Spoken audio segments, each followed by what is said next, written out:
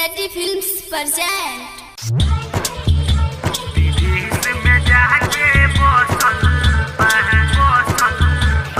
DJ Shiv Narayan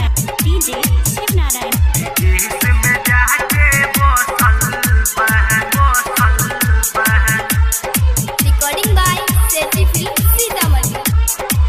हमारा पिया हवा परदेसी वो विदेश में जाके बसल बा।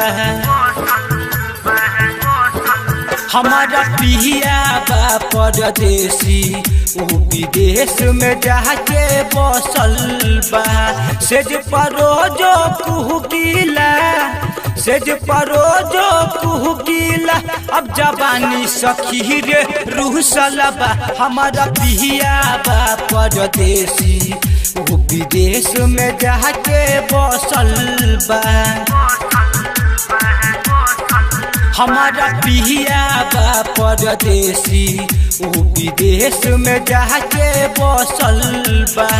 सेज परोजो कुहकीला सेज परोजो कुहकीला अब जवानी सखी रे रूह सलबा। हमारा पिया बा परदेसी वो विदेश में जाके बसल बा।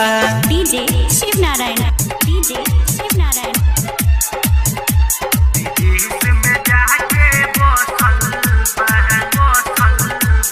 देहिया के हरदी छूटल नाही चल गईले उ छोरी। ओठ के लाली कान के बाली खोजा तारी मोरी। शादी से पहले सोचत रहनी सुतती ही पियावा के गोद में। एक दिन ऐसन आइल जे सखी जीवन बीतही गोद में। जिहुआ मोर तरसेला जिहुआ मोर तरसेला सखी करम हमारा अब फूटल बा। हमारा पिया बा परदेसी वो विदेश में जाके बसल बा। हमारा पिया बा परदेसी वो विदेश में जाके बसल बा। डीजे शिव नारायण